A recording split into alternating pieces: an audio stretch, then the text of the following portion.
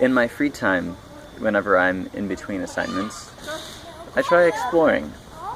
And I look for parks and shrines and temples and even just some places that look to me like they could be off the beaten path.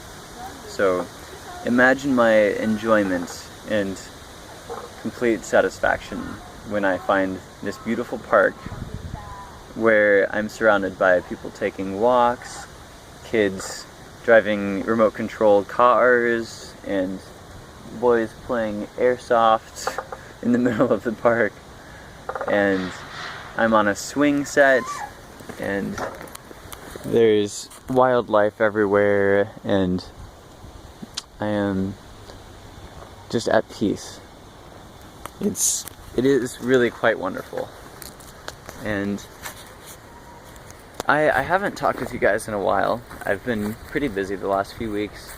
I've had a lot of teaching to do, and not just with the elementary and middle school students, but also with businesses, companies, where they hire people to teach English. And it's really, at that point, it's not teaching English, it's kind of coaching English. Because there's no reason for me to presume myself to be higher up than a business person who's in his 40s and is way more competent at his job than I am at mine.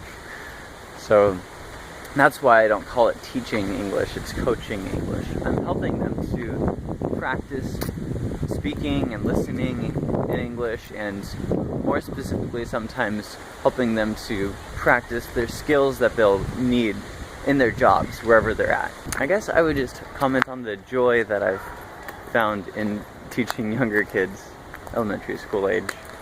Most of my experience with teaching has been with international students who are in college age or around there, and so that's been a pleasant surprise. A completely unrelated story. I have a guitar that I can play right now.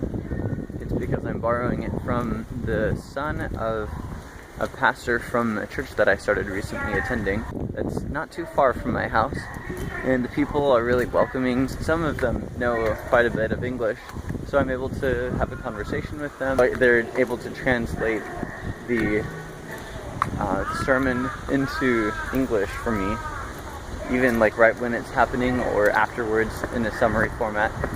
Some of the songs that they sing are like a Japanese translation of a song that I know in English, and even the ones that aren't, I'm sometimes able to follow along because I can read enough Japanese to just sing along even if I don't really know what I'm singing.